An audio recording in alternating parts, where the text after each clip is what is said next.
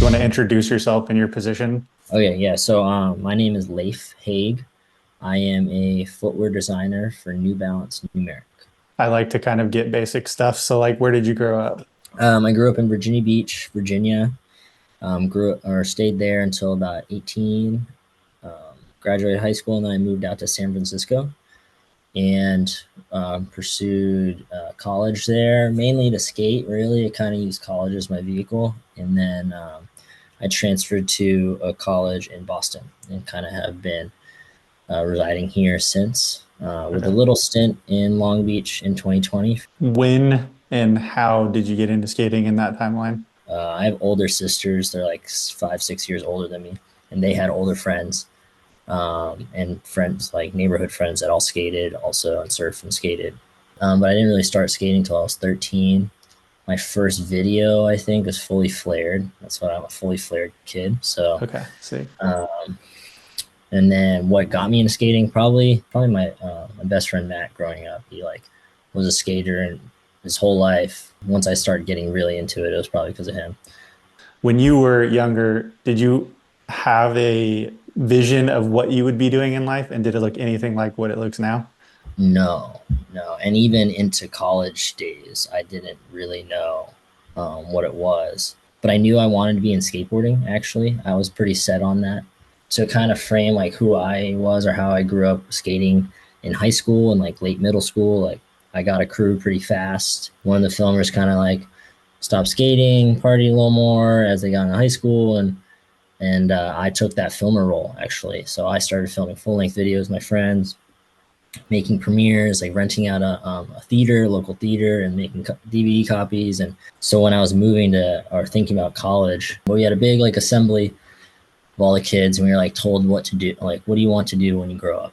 And I had no real idea except for I wanted to work in skateboarding, and I said that to the whole um, auditorium, and it was like crickets in the area. It was funny. It was just completely dead silent. A lot of people were a lawyer, doctor, classic spiel, or sports medicine, and people were like actually more educated on what they want to do. I was like, I want to work in the skateboard industry. But I discovered this website by Dave Comey's wife. If you remember Dave Comey, he was a photographer for Transworld. Okay. And it was called Work in Skateboarding. And I found this website out, I think, a senior in high school, but I didn't really like dive into it until I was like in San Francisco, like around the skate industry.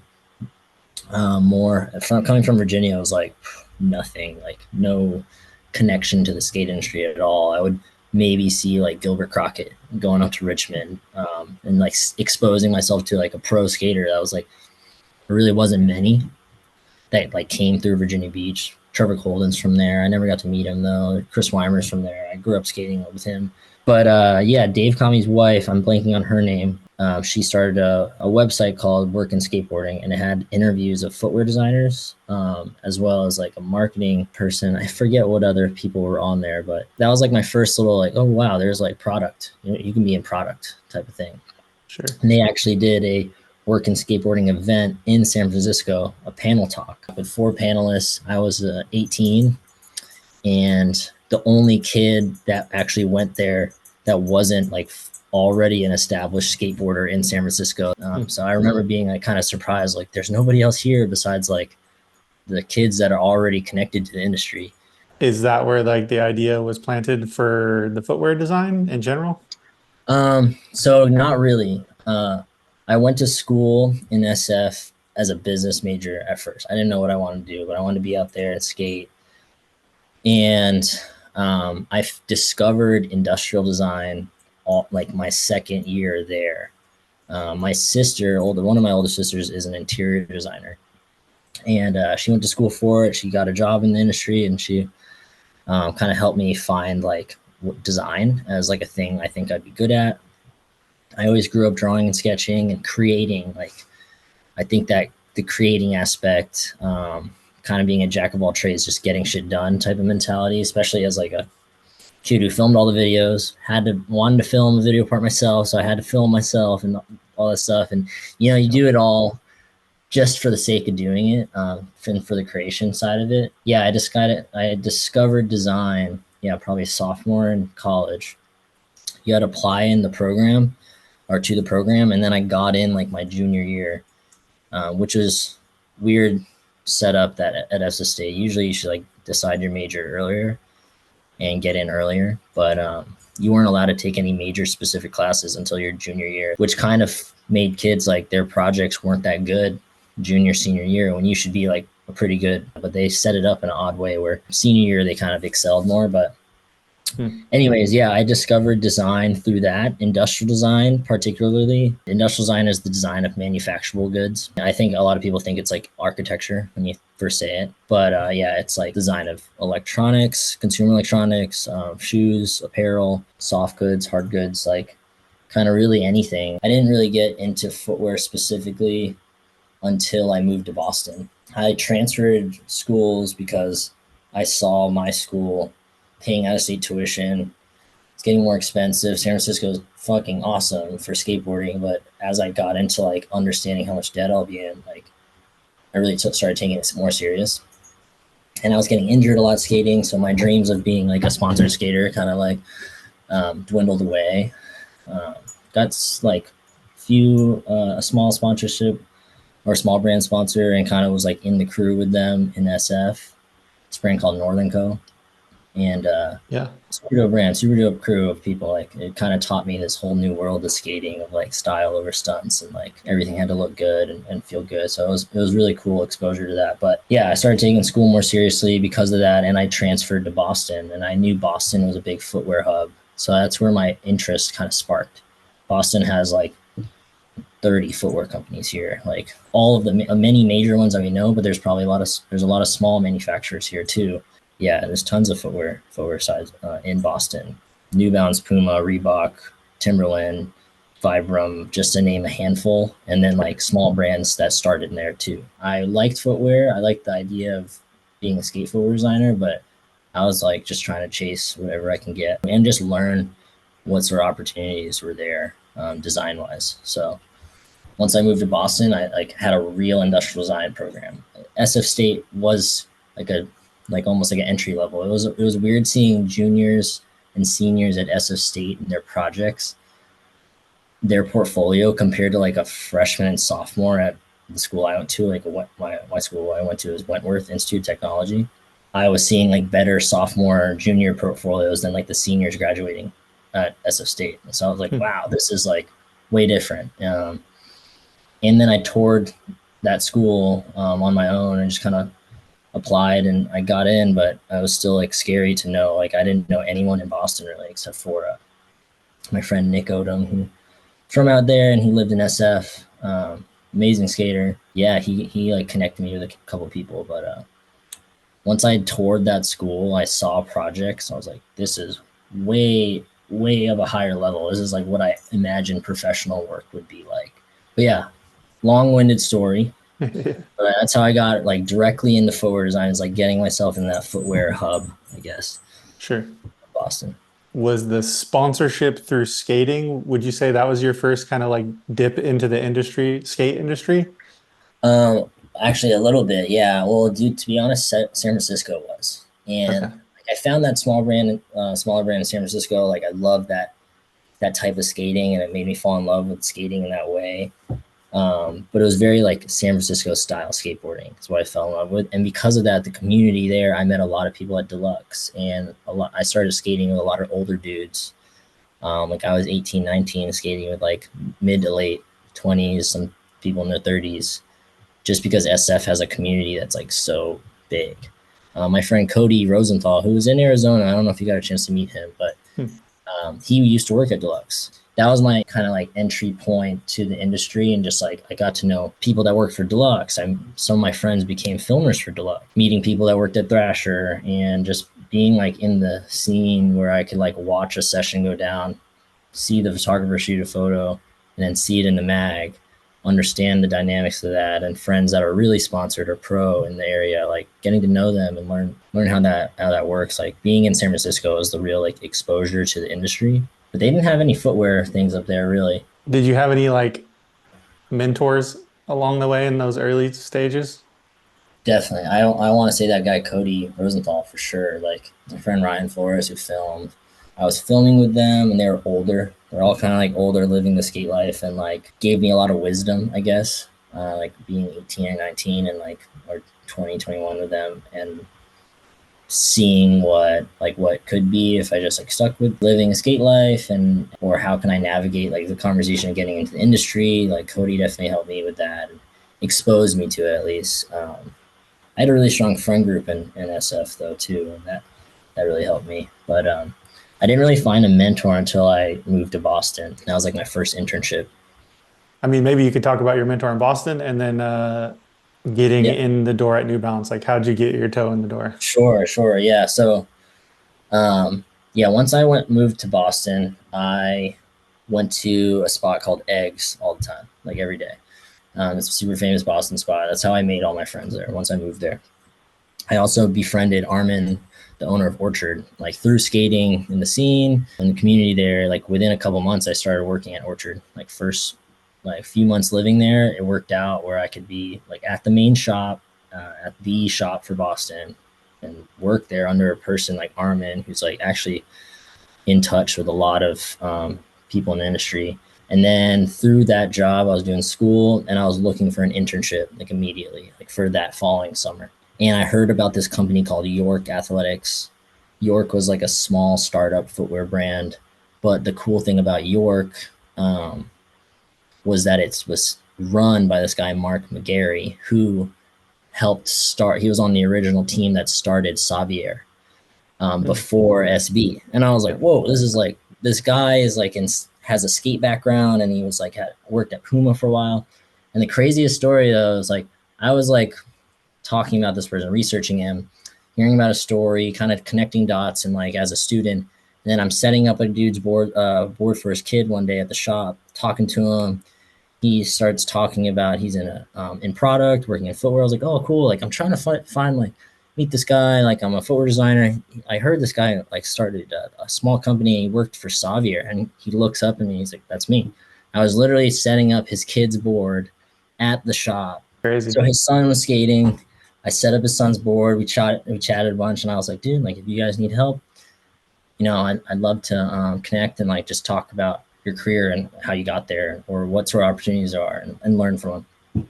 So from that moment forward, connected with him. Him and his wife own a design studio that helped start. That their first main client was like York Athletics, which is the sneaker brand. So in the summertime, I got an internship there. Like that couple became like a mentor for sure in terms of my design program, like design brain. Like I was able to design a shoe for them with zero experience besides like a subtle industrial design experience. It was an unpaid internship.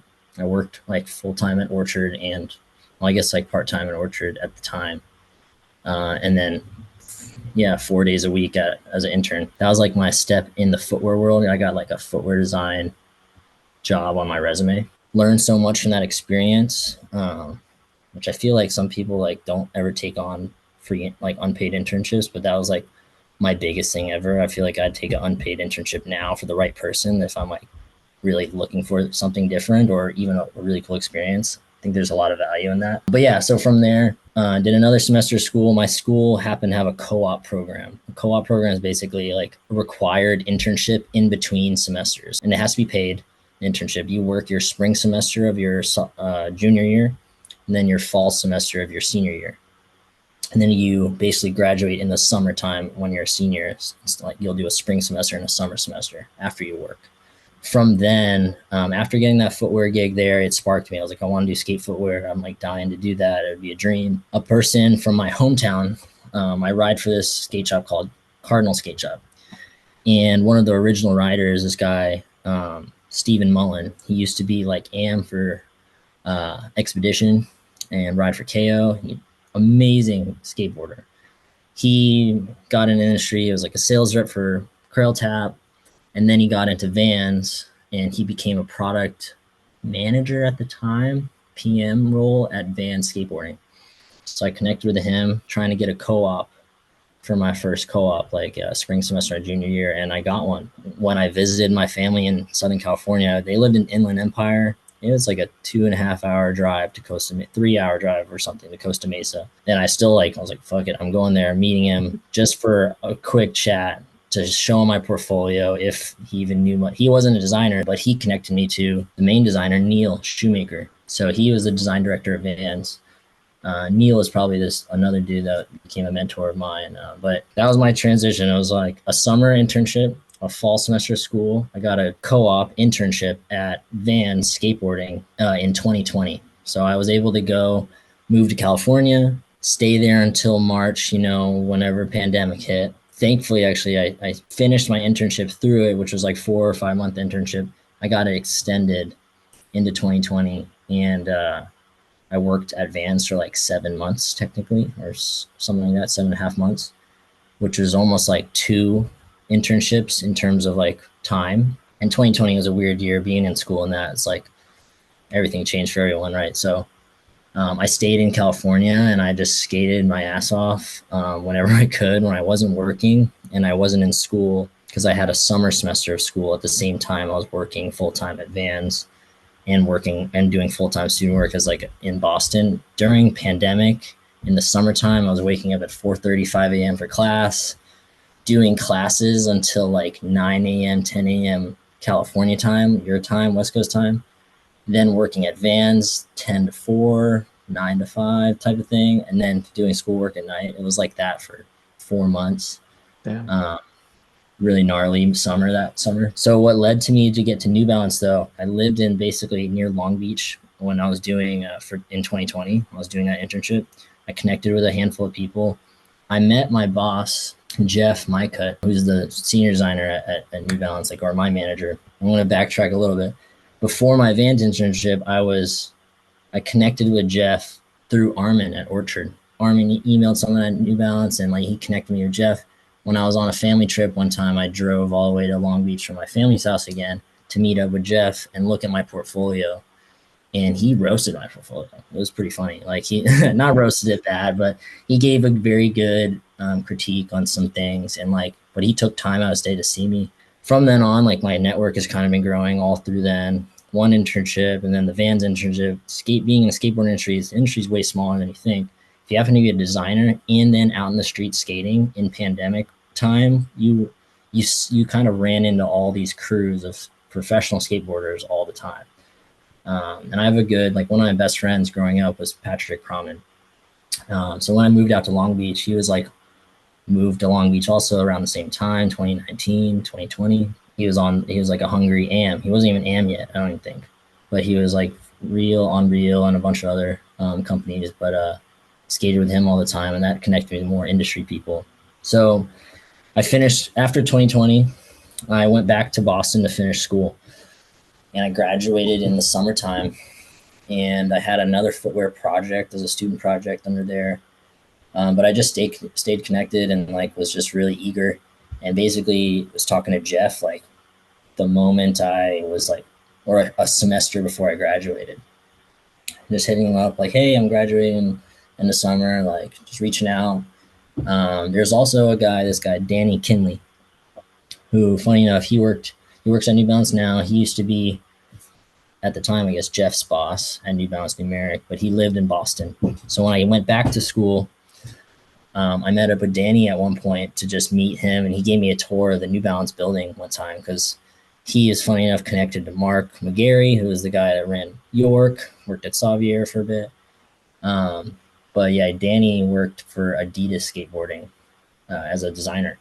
So it was like random again, just like all through the network, and me just chasing down like contacts when I had the chance. And these are all like spur of the moment. Oh, I can visit New Balance headquarters in Boston. Yeah, sure. Let me go and see it. Didn't know I'd work for it 2 to 3 years later. But that's how it kind of all connected to an apprenticeship role at New Balance, which New Balance Numeric, they're a smaller category within New Balance, right?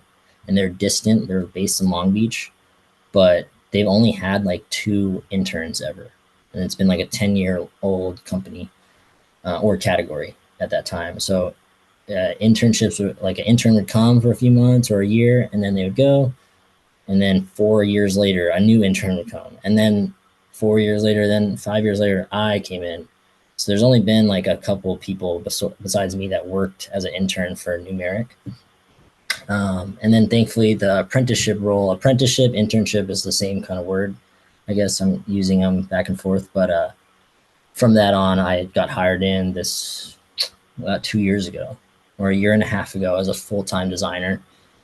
Before that, I was in that apprentice role for a year. But yeah, that's kind of how it led me here. Sick. I like it. I like to know the whole like process of it. It's interesting. What does the job entail like right now for you? What does your day-to-day look like? My job is interesting compared to what I did at Vans and stuff because we have a small team. The product team is just me and Jeff are the two designers. We have a product manager, my friend Nick Pappas, and we have a developer, I guess, out here, but like mainly for product creation, like design wise. I'm doing all inline color, helping out with that. Jeff and I kind of split that. Inline color is like all of the colors that come to the shops no matter what in season. And then I do a portion of off timeline projects. That's like special projects, collabs, included brand collabs or team rider colorways and things of that nature. So today, for example, I worked on SMU concept, like a collab concept. I'm working on inline color for fall 25.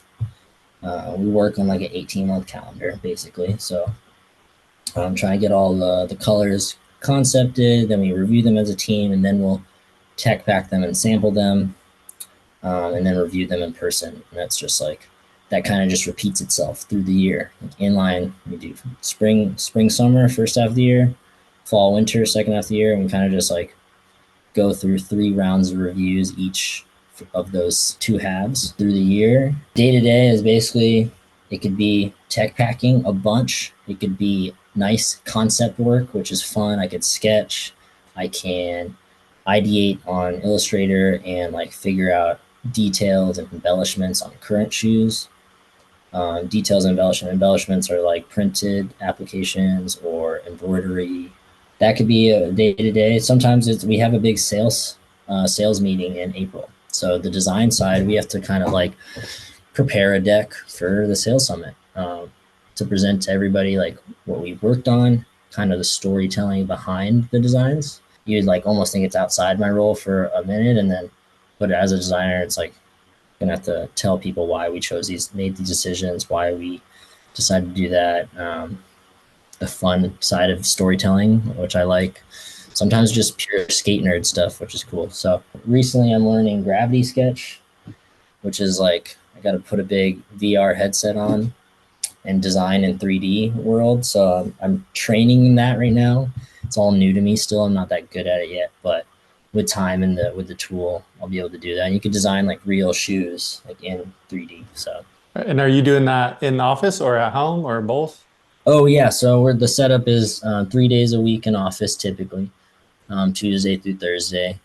Funny enough, when I got hired as an apprentice, it was 2021, and it was still like nobody in office. It was all remote.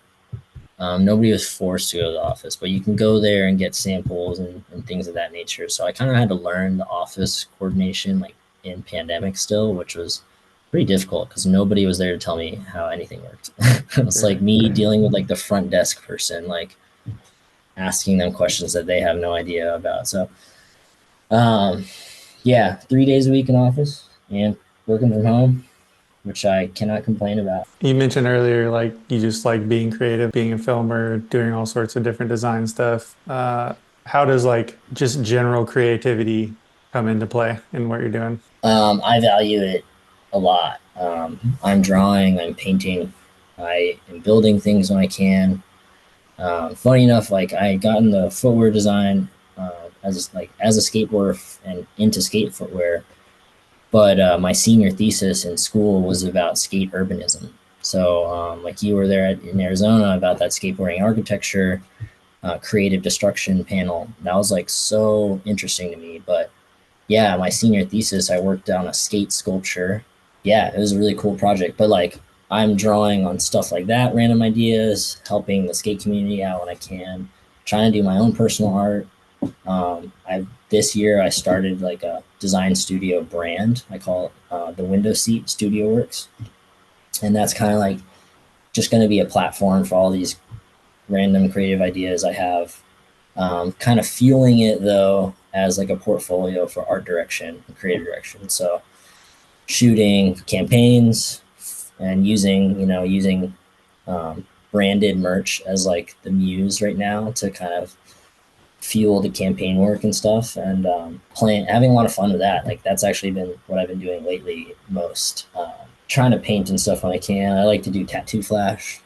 Again, kind of like jack of all trades, like mastering some slowly, maybe to an Sure. extent. Like I'm pretty obsessive. Once I find a new hobby, I get like really into it and then just do it until I get bored, and then I'll get bored again of that and I'll go back to these old ones. So always trying to keep things moving. That's like a weird, I can't seem to sit down. You kind of seem like the same way almost Yeah. to an extent, at least from what I, 100%. yeah, I'm not getting paid off a lot of stuff, but I almost like doing this stuff. Just this is what I like doing right now, and just yeah. getting stoked on shit, trying it out, like meeting people, asking questions, working on stuff, creating things. And you're skating in between. Like, Yeah. Oh yeah. As much as yeah, I can. exactly. Yeah. Yeah. That's dabble in everything you're doing or dabble in everything I'm doing. And then like cherry on top is actually being a skateboarder too. Yeah. Yeah. So it's, yeah, it's cool though. But back to your question though, your creativity plays a huge role in me doing all those things. Um, is like a need that I need to do to fill my cup to an Yep. extent. And that's why I can also excel in my job. There's been points of the work where I gave so many hours, all my hours to like concepting, doing all this stuff and designing for New Balance or even at Vans and things of that nature. Where you'd be very drained. So it's like understanding balance, having the creative outlets outside of work has been super important to me, especially in this role. Um, I've been finding a good balance and just of being efficient in my job, what is kind of good enough, but also like exceeds expectations because I want to like I'm a young designer. I want to show people that I can do good work and kill it in that nature, but I also don't want to be like too burnt out. So having like my outside creativity stuff is super necessary for me personally. So So let's talk about some actual designs that you're stoked on. So like give us or give me at least like a design. You said it's 18-month timeline and you started essentially 18 months ago. So you're probably just starting to see your work coming out. yes, yeah, Okay. basically like the this past season, fall 23, this past fall, that was one of my first colorways that I worked on that came out. Um, That was the and 272. 272. I had some 425s, 808, and 508s. Those like Westgate shoe. Because it's just Jeff and I, he gave me a lot of color work, which was awesome. Just get my chops up into tech packing and like understanding color and material better. Um, since it's just us two, it definitely is easy to split the line up and just be, hey, you do almost half of them, I do almost half of them. Need my help. He mentored me along the way. But the one I guess one that came out was the 440 Trail, and like I did an update to it in terms of like actual footwear design, which I call actual color materials cool, like but coloring up and choosing materials on an existing shoe is like it's not it takes a lot of creative brain and more strategic decision making in terms of like building a line. But in terms of a footwear designer, like I'm not sketching on it, I'm not problem solving really. I'm problem solving a business need in terms of like making sure we have like commercial options. But yeah, the 440 Trail was one, and I could send you links to that too. But it was basically a weatherized update to like an existing 440 Trail. But I was Hmm. able to add like a hot melt layer that made it basically waterproof up to the end logo, up to the bottom end logo. It was like basically a more affordable way to do Gore-Tex, Sure. as well as brand it like what we call Phantom Fit, which is basically adding a hot melt layer to the shoe. Hot melt is like a synthetic material that, when heated, like kind of glues to the surface and like acts like a rubber texture almost. Yeah, you could like waterproof a shoe up to the end logo, and you could step in mud and put a DWR coating on all the upper. Also got it insulated with Primaloft, so it's like a little bit warmer in the wintertime. So the original 440 Trail was designed for like Southern California dry desert trail, where it was Yeah. more like a fashion play almost. And They didn't really think through functionality as much because they didn't really need to. And we're a skate brand. Like we're not tasked to design like a high performance trail shoe. But living in Boston, I was able to give a different perspective on weather where it rains a bunch and like hails and then freezes and snows and like Yeah. you there's only Vans MTE available. So let's make something that competes with that and also like looks Yep. dope and just a different option for skate shops at least. And when we pitched that, it was really cool to see like the sell through like what did really well and like people's feedback on the color I made for it was super good. Canada loved it. It was awesome to see like northern regions being like, finally, this is Yeah. cool. So Yeah, that was probably one of my most proud ones that's come out so far. I was able to do a New Jersey 440 NJ Skate Shop 440. That one was super cool, very rewarding for me because I was on it from the get go, like start of the emails, concepting. Although it's an existing shoe, I was able to embellish it and story tell according to what they wanted and give them something better than they expected and play with really strong materials. Then I went to New Jersey for the opening or the release of it. It was freaking awesome. They sold like sick. over 1,000 pairs of shoes just in their shop of that shoe, which is a crazy amount for like a collab project. Yeah, for sure. More to come though in the next year or so for sure, which I'm like excited for. What is something that you had no clue about when you started that you kind of got like surprised by once you're in the building working on shit? Maybe just even just like understanding the roles that people do, like how a shoe really gets made. I got a good glimpse of that at Vans as an internship, but because of COVID, like we were doing things like digitally, and the process was kind of just going in the background. Where I didn't get that exposure, and then I got here where I'm able to learn like shell pattern work and basically being able to adjust shape and fit and construction of shoe. All the things I kind of hoped to learn actually as a designer, but it all came to very much surprise how much goes on. Footwear design is a funny thing. You think I know how a shoe is built, but it's a constant like new challenge every time. So I believe you said you're working at the place where they actually make shoes too. yeah. So New Balance is interesting. They have a big headquarters in Boston. It looks almost like a big mothership if you drive by it. It's like very futuristic, corporate looking. And inside feels like that a little bit too, very modern. And then they have an older headquarters in Lawrence, Massachusetts, and that's where they have a Made in USA factory. So your 990 series or anything that says Made in USA from New Balance potentially is made in Lawrence. We have technically, I think, like 3 or 4 factories aside from Lawrence, but I work, mainly in Lawrence because that's where Numeric would be based if they're in Massachusetts. But because of that, I get to work in Lawrence, get to like actually take a factory tour and see people making shoes.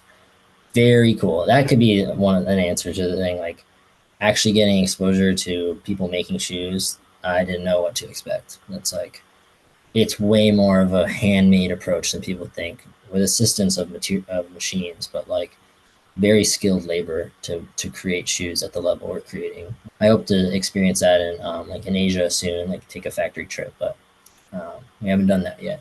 Hopefully soon. And to my knowledge, you guys are are you guys the largest manufacturer of stuff in America as far as like sneakers are concerned? There's only a handful. We're the only like sneaker company. I think there's a lot of boot companies Sure. that get made in USA, which I didn't know much about. Like Danner and shit. Yes, exactly. Wolverine owns a lot of brands. Maybe one of the brands within them does that too. I'm not as familiar. But yeah, definitely I would assume we're one of the largest. I don't quite know that statistic off my top of my head though. I'm assuming that too. I'm assuming it. There's a time period where I was like looking into who actually makes stuff like in America and hoping to maybe skate some made in America shoes, but I eventually realized it's going to be real difficult to do that. Yeah, I mean, that's a dream goal for me. Yeah. And like a dream project for Numeric. I could definitely speak on that. Hopefully one day. I'm not gonna share much on that, but it's definitely a thought that we have and trying to work through like you can imagine the main thing is cost. Like Yep. skate shoes are usually cheaper. less than Sure. $100, not $100. A made in USA shoe is probably like 160, 180, 200, 250 type of pricing. So how do you make a shoe worth it to be made in USA? And that's the thing. So that's the tough part. But there's more like thinking with that too, more of a luxury approach to it, or like just making the shoe more properly so it can last long. Maybe there's a timing element to it all. So Sure. I once mean, I'd that, buy them, dude. I have some of like the non-skate ones that were made in America, and I bought some made in UK ones too. So like, yeah, no, I think that's the funny thing. I've talked about this so much time, especially in recent times. Like, it's such a question I get asked, and but also like it's funny to think about. Skaters are older now. How I don't know how old you in your I'm late 36. 30s, mid 30s. I'm in my late 20s, and like the dudes that I look up to are in their late 40s with full time jobs and families who can definitely afford to treat themselves a nice pair of shoes that look like skate shoes or feel connected to them like culturally as a footwear thing. It's there. We have people that are at that age and at that like financially stable enough to be like, yeah, of For course I'm gonna sure. buy that, you know? So yeah, I think it's within time.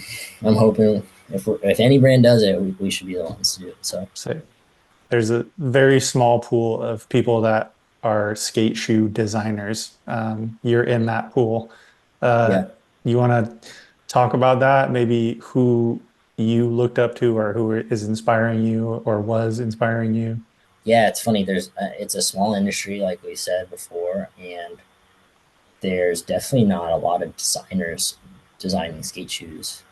Like, how many are we talking? Just a Dude, I ballpark. think there's okay. New Balance is two. Vans has maybe two that are dedicated to skateboarding specifically, and maybe a third one that kind of helps out with that. And to be honest, I just recently saw the one person that I know out of the two or three just leave in. So like there could only be one and a design manager for that. Um, Director, I guess what you call it. But and then Adidas has like yeah, used to have Scott Johnson. Now they have like maybe a new person, maybe one to two per brand you're talking about. Converse has one. I know him. He actually lives down the street from me. My friend Richard Stickney. He is a great designer. Does all the skate stuff at Converse. So it's funny we're neighbors.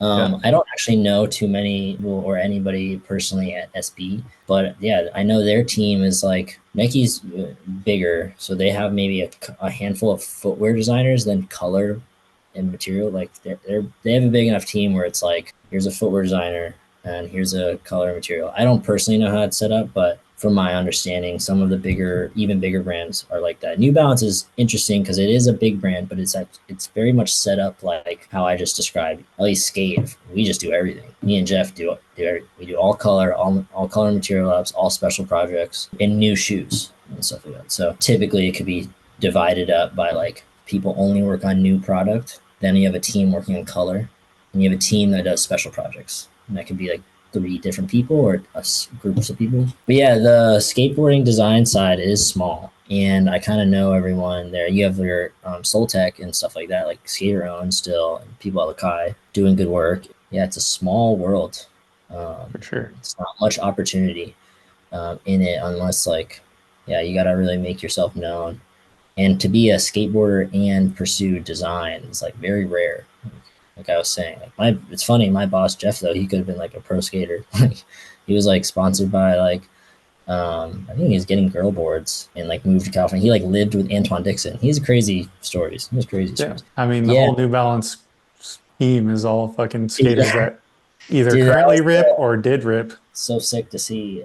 That whole our whole team is like as much of a skateboarder as you can be in every single role. It's crazy. Yeah. So that was one of the coolest things that I found out about because even at other companies and bands in particular, and it was like, yeah, definitely people skated and there were real skaters, but some people moved away from it, and like I didn't have as many people really nerding out on skating as I do now. What do you not like about like the skate design? Like, what's something that's whack in design that maybe the average person might not pick up on? I don't know, designing a shoe that just fucking falls apart.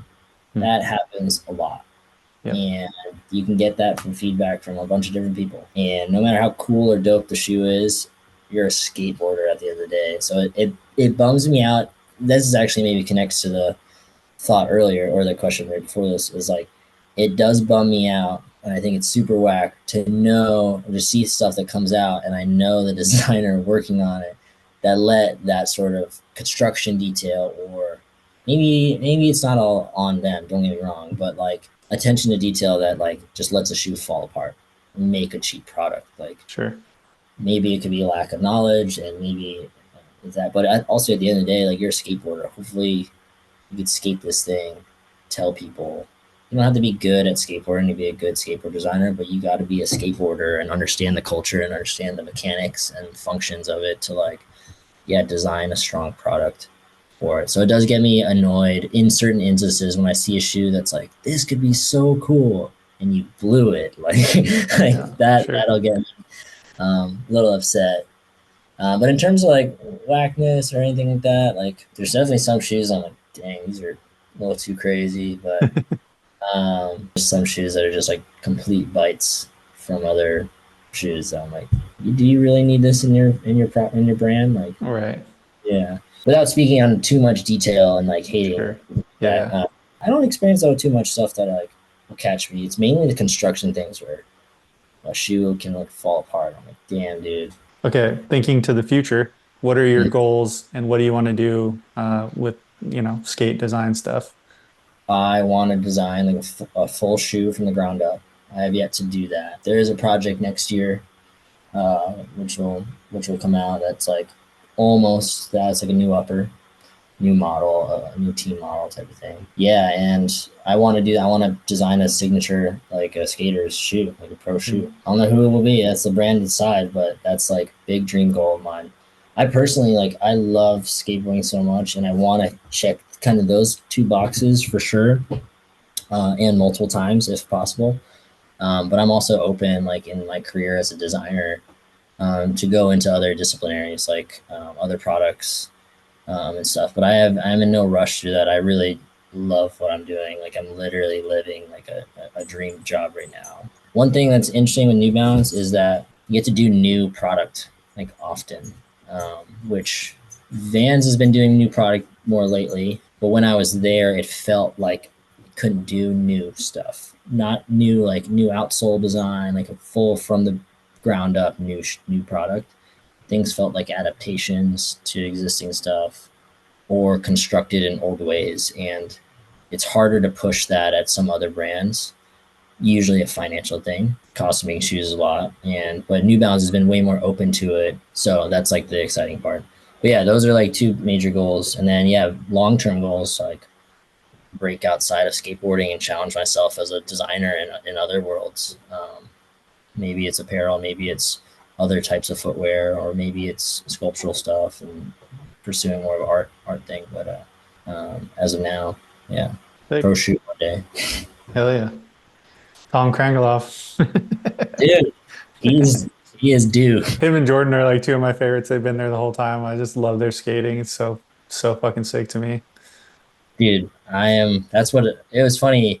Before I had the job at New Balance, out this actually goes back into a story. When I was working at Orchard in the fall, they New Balance team came through. I met Tom and Jordan, and Chad was there, and like told them I met Jeff. I was like, oh, I'm looking at my footwear design, and I think that's also what's planted the seed a bit with them in Sick. terms of getting my name out there. And they kept in touch with me, which was super nice. They were like, the moment I moved to California, like Tom would try to skate with me, even though COVID happened. We didn't get to skate as much, but he would at least be like, he stayed connected. Those guys are all like, I met him at the skate shop when they were on tour or something like that, or on a trip, and a lot of them stayed connected with me. So that was really cool. Amazing skaters. They have a third eye for skating that nobody else really has. That's the coolest part. It's Yeah. super inspiring. Yeah. It's crazy to have Tyler Surrey, Tom Knox, Tom Krangeloff, Jordan Taylor, all those guys on the same fucking team. I'm like, that's insane. Like a video with all the creative dudes would be so good. I know. I mean, And I it's, guess they kind of did. They did the string theory thing, which was kind of yeah, that. exactly. Yeah, which Yeah. was that. And it's funny that they're all like wizards in their own way. Internally at New Balance, like I have a boss, this guy Jonathan Grondin, who's been at NB for like 20 years, but he is the head of all sport design but he also grew up skating, which is super sick. So he's been keeping up. He loved numeric when they started adopting skateboarding into the product. But he was like, dude, New Balance skaters, like he basically just like only looked at those guys that you just listed, and like they New Balance skaters just skate spots different. They just do shit differently. It's like really cool, creative skateboarding. It's thoughtful skateboarding. Yeah, it's funny, intelligent skateboarding. You know, with all use our freaking brand language, which is funny, Yeah, but it's real. It's like you can see it in the skaters you choose, and the future ones. Like something always like a little bit special, each one of them in some for way. sure. So Hell yeah. I mean, that's pretty much it. If there's anything that you want to share that I didn't ask or that you would like to put out or shout outs or anything, anybody you want to thank, anything yeah, like I that? mean, definitely the people I listed through. I want to thank Jeff, my boss, who's my friend.